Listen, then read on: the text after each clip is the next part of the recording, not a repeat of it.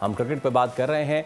कल tri nation under 19 one day series थी और पाकिस्तान और जिम्बाब्वे के दरमियान मैच जो है बारिश के बाद ख़त्म कर दिया गया, लेकिन उससे पहले पाकिस्तानी बल्लेबाजों ने ठीक ठाक बारिश की, रन्स की और एक बार फिर समीर मिनाज जो कि पहले मैच में फेल हो गए थे अगेंस्ट अफगानिस्तान, कल उन्होंने एक और सैकड़ा जड़ दिया। अच्छी बात यह है कि समीर मिनाज जब सेंचुरी बना रहे थे वो छोटी मोटी 101 102 नहीं बना रहे, वो कभी 172 कभी 142, huge and at the same time Usman का role becoming a wonder is huge. The way he carries it, मतलब he starts slow but then he gains that confidence and then supports Sameer as well और अपनी innings भी build करता है। Absolutely. इसके साथ साथ खबर ये भी है कि पाकिस्तान की टेस्ट टीम के कप्तान शान मसूद ने नया कौमी रिकॉर्ड बना दिया है और उन्होंने SNGPL की तरफ से खेलते हुए पाकिस्तान की तारीख में तेज़ तरीन फर्स्ट क्लास डबल सेंचुरी बनाने का कारनामा सर अंजाम दे दिया। एंड विद दैट हम ज़रा BBL बांग्लादेश प्रीमियर लीग की भी बात कर लेंगे, जिसमें बड़ी अच्छी कारकर्दगी दिखा रहे हैं पाकिस्तानी बल्लेबाज और बॉलर खासतौर पे फ़हीम अशरफ। इस सब पे बात कर लेते हैं। फवाद मुस्तफ़ा क्रिकेट एक्सपर्ट हमारे साथ मौजूद है। अस्सलाम वालेकुम फवाद भाई, गुड मॉर्निंग।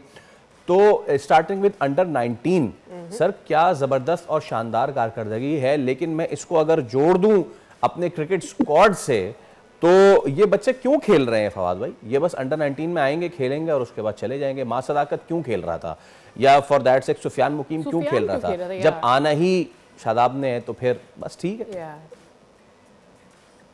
सर, एक तो पहले हम अंडर 19 की बात कर लें। समीर मिनाज बहुत ही शानदार खेल रहे हैं और उम्मीद यही है कि आने वाले वर्ल्ड कप में भी इसी तरह से खेलेगा पाकिस्तान, बेहतर क्रिकेट खेलेगा।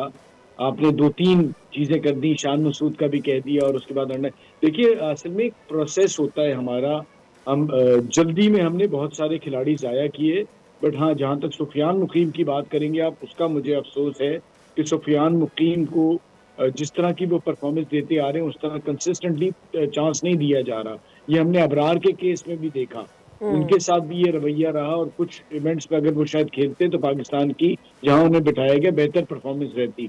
फवाद भाई, आपको इंटरप्ट, हाँ जी, अच्छा आप अपना जवाब कंटिन्यू कीजिएगा, लेकिन आपने प्रोसेस का जिक्र किया, ये कौन सा प्रोसेस होता है जिसमें आप सुफियान को साइड पे करके शादाब को लेकर आते हैं?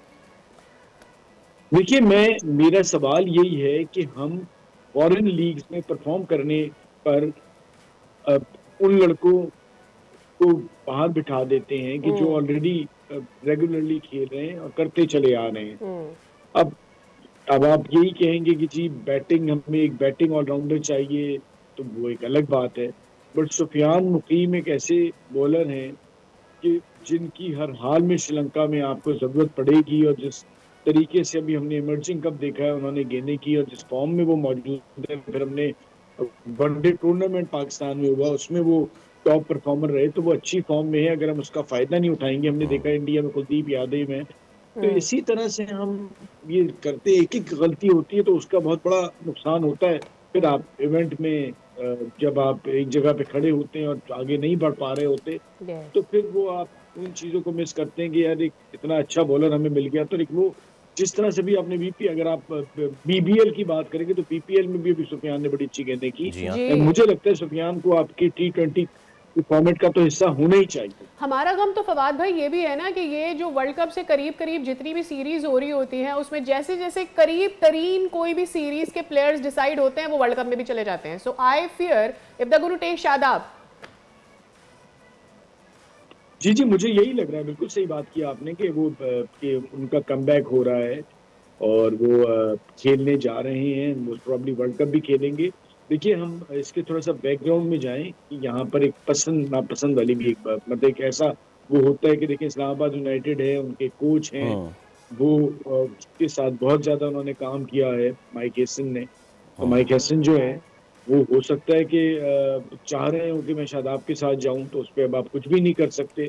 उनकी ख्वाहिश है और इतना बड़ा इवेंट होता है तो आपको मानना पड़ता है। तो अब मुझे यही लगता है कि शादाब फिट हो गए हैं और माइक हेसन चाहते हैं कि शादाब उनकी टीम में हो, ये मुझे लगता है। चलें, ये तो एक चीज़ है ना। अगर हम अभी फ़हीम अशरफ ने ना कल लीग में बड़ा अच्छा किया बांग्लादेश प्रीमियर लीग में, लेकिन एक फ़हीम अशरफ को आप साइड रखिए फवाद मुस्तफ़ा साहब, इस वक्त ऑस्ट्रेलिया से लेके बांग्लादेश तक, दुनिया के एक कोने से लेके दूसरे कोने तक जितनी हमारे स्टार्स हैं उनकी आप परफॉर्मेंस देख लें, स्टार्टिंग फ्रॉम बाबर, रिजवान, शाहीन, रऊफ, ये सारे होगा ऑस्ट्रेलिया के। उसके बाद आप आ जाएं इधर बांग्लादेश प्रीमियर लीग में, चले माँ सदाकत एक आप एक एक्सेप्शन दें कि नया बच्चा है उसको थोड़ा और टाइम दें, साहबजादा फरहान, साइम अयूब, भाई कोई भी इस वक्त दुनिया भर की किसी भी लीग में अच्छा नहीं कर रहा है।